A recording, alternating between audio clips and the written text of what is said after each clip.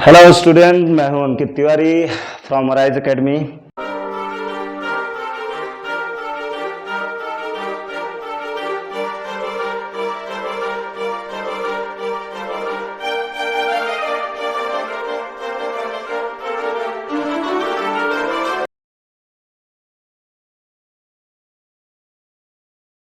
एक टॉपिक छोटा सा रह गया है, वो मैं डिस्कस कर लेता हूँ। 10 मिनट्स का टॉपिक है वो, प्रॉपर्टी ऑफ 3 पैरेलल लाइंस। उसके अलावा बाकी सारी चीज़ें हम अगर देखें तो सेकंड एक्सरसाइज के पहले के हमने सारी चीज़ें डिस्कस कर ली है। आप लोगों ने वीडियो देखा भी होगा, नहीं देखे हो तो बिल्कुल जाओ राइज एकेडमी पे टाइप करो, आपको चैप्टर का नाम सिमिलैरिटी एक्सरसाइज 1.1, वहाँ पे आपको पूरा 1.1 एक्सरसाइज के कंसेप्ट प्लस पूरा का पूरा आपको मिलेगा सोल्यूशन। साथ ही साथ आपको मिलेंगे नेक्स्ट वाले एक्सरसाइज के लिए जो हमें यूज़ होने वाले हैं कुछ theorems like basic proportionality theorem, BPT and angle bisector theorem. ये दो चीज़ें हमने लास्ट के कुछ वीडियोज़ में कंप्लीट कर ली है। इसके आगे अब हम स्टार्ट करते हैं। इसके आगे कुछ बाइसेक्टर डिस्कस कर लेते हैं हम कि एक्चुअली में क्या पढ़ा था उसमें हमने वो कंप्लीट करने के बाद हम देख लेते हैं प्रॉपर्टी ऑफ 3 पैरेलल लाइंस। वो कंप्लीट करके हम डायरेक्टली चले जाएंगे हमारे नेक्स्ट एक्सरसाइज पे विच इज 1.2। तो स्टार्ट करते हैं हम कि हमने लास्ट लेक्चर में एंगल बाइसेक्टर थ्योरम में क्या पढ़ा था। तो एंगल बाइसेक्टर में मैं शॉर्ट फॉर्म में ही लिख रहा हूं इसको, ABT मीन्स, चलो पूरा ही लिख देता हूं, एंगल बाइसेक्टर थ्योरम। इस थ्योरम में हमने क्या पढ़ा था वो देख लेते हैं। हमने क्या किया था, एक ट्रायंगल, हम थ्योरम क्या था हमारा कि सपोज करो आपके पास कोई एक ट्रायंगल हो, A, B एंड C, कोई भी नाम रख दो आप, PQR, ABC, LMN, जैसा आपको सही लगे। और किसी भी इस ट्रायंगल के किसी भी एक साइड से अगर कोई पैरेलल साइड जा रही है जो बाकी दोनों साइड को इंटरसेक्ट करे, मतलब सपोज क्या BC के पैरेलल ड्रॉ कर दो या AC के पैरेलल ड्रॉ कर दो या फिर AB के पैरेलल ड्रॉ कर दो, कुछ भी ड्रॉ, किसी के भी पैरेलल, तीनों में से किसी भी साइड के पैरेलल ड्रॉ करो, बस बाकी दोनों साइड को वो इंटरसेक्ट करनी चाहिए। मान लो मैं अगर BC के पैरेलल ड्रॉ करता हूँ, बिकॉज आपकी बुक में यहीं पर ड्रॉ किया गया है, तो ऐसा कुछ ड्रॉ करता हूं, ये सपोज करो PQ है, ठीक है। तो थ्योरम आपका ये बोलता है कि PQ, if PQ is parallel to BC, if PQ is parallel to BC, theorem हमें क्या बताता है, इन ट्रायंगल ABC अगर PQ जो है वो BC के पैरेलल है तो हम लिख सकते हैं AP upon PB will be equals to AQ upon QC। यही है हमारा बेसिक प्रोपोर्शनलिटी थ्योरम, ये हमने किया था लास्ट लेक्चर में। इसके अलावा हमने एंगल बाइसेक्टर थ्योरम किया था। कुछ नहीं करना है, अगेन मैं बोल रहा हूँ, ट्रायंगल में जरूरी नहीं है कि BC के ही पैरेलल हो कोई लाइन, आप AC के भी पैरेलल ड्रॉ कर सकते हो। मान लो सपोज करो यहाँ पे कोई एक ट्रायंगल ले लेते हैं हम, ABC, AC के पैरेलल अगर सपोज करो आपको ड्रॉ करना है तो आप ऐसे ड्रॉ कर दो, इसका नाम हम रख देते हैं सपोज करो M and N।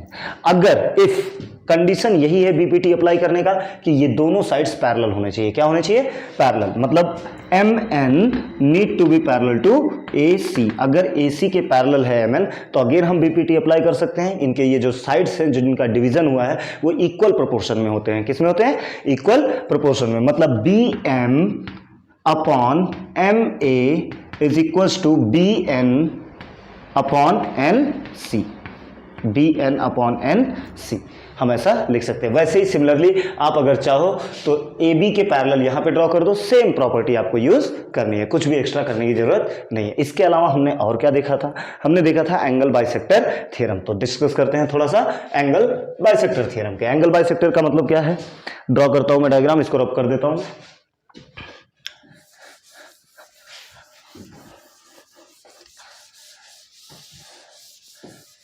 Next theorem है हमारा angle bisector theorem. Angle bisector theorem, suppose करो कोई एक ट्रायंगल हम ले लेते हैं, कोई भी वैसा ही, बिल्कुल जैसे यहां पे लिया था वैसा ही हम कोई एक ट्रायंगल ले लेते हैं। इस बार नेमिंग चेंज कर देते हैं, इनका नेम हम डिफरेंट कर देते हैं। पिछली बार ABC था, इस बार हम PQR लिख देते हैं।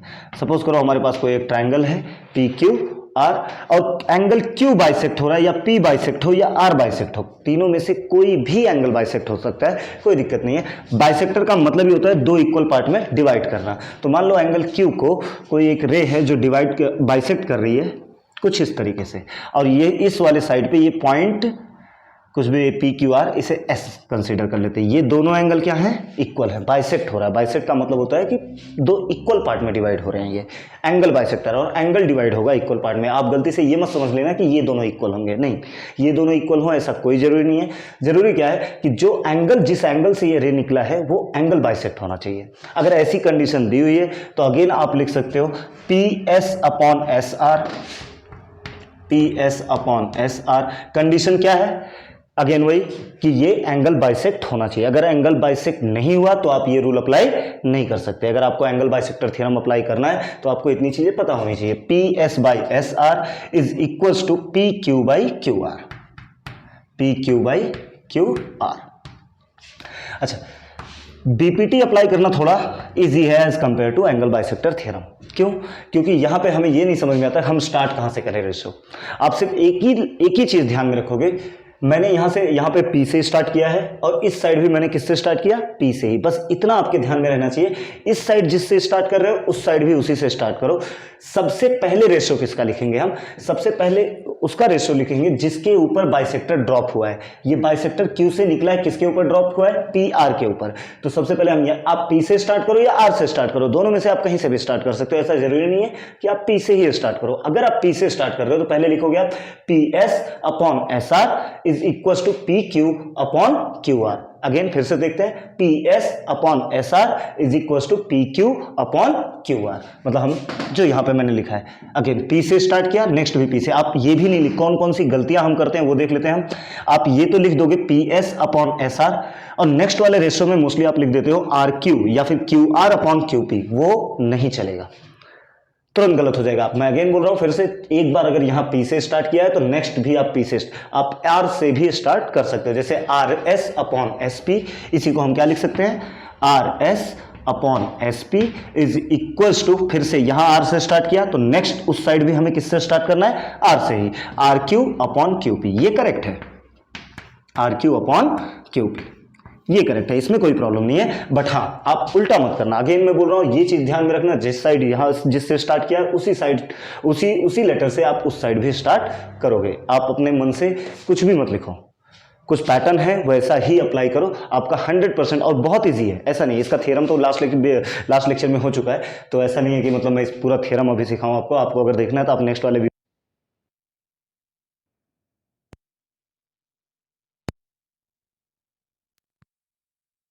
करवाओ उनसे, ताकि उन तक वो वीडियोस पहुंच सके जिनकी उन्हें नीड है। ओके, तो स्टार्ट करते हैं हम अपना next property of three parallel lines. एक दो क्वेश्चन आपको मिलेंगे, शायद प्रॉब्लम सेट में एक आध क्वेश्चन मिलेगा, और नेक्स्ट एक्सरसाइज में ही आपको एक क्वेश्चन मिलेगा थ्री पैरेलल लाइंस पे। तो वो प्रॉपर्टी भी हम ध्यान में रखेंगे।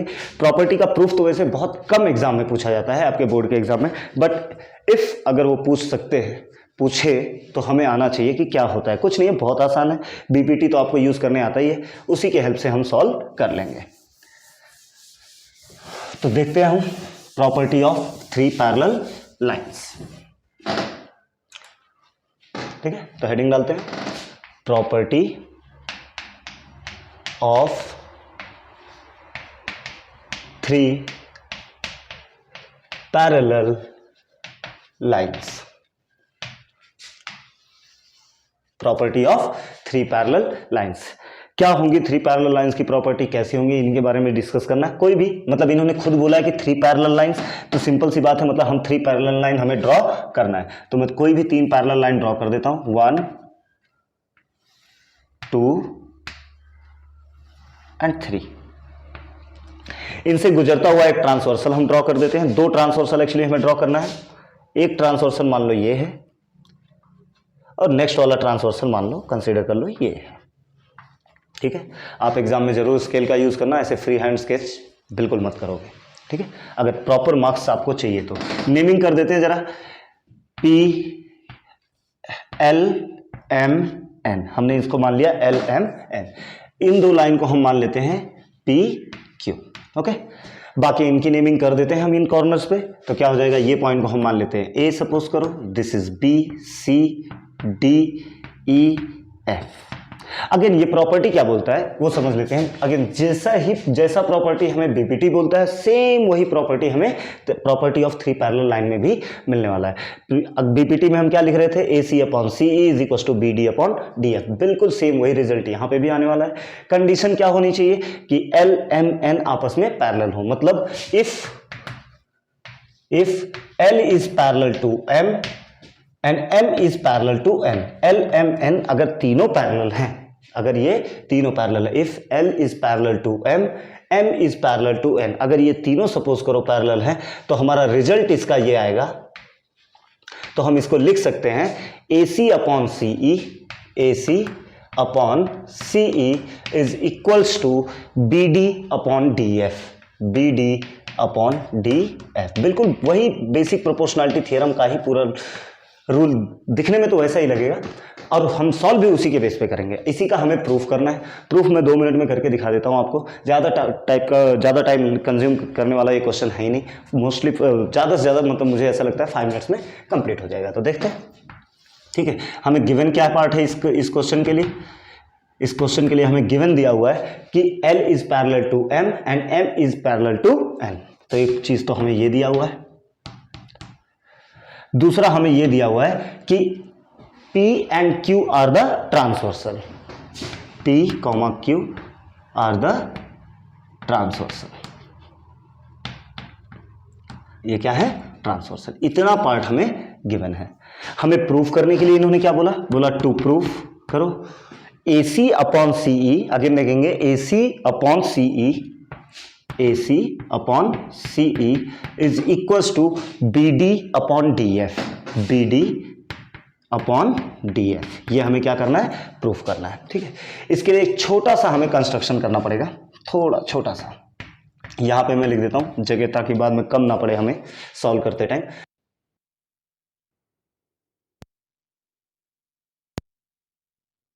रखो ज्योमेट्री में कि जितना आप पढ़े हो इसके पहले उन्हीं का यूज करके आप आगे का पढ़ते हो।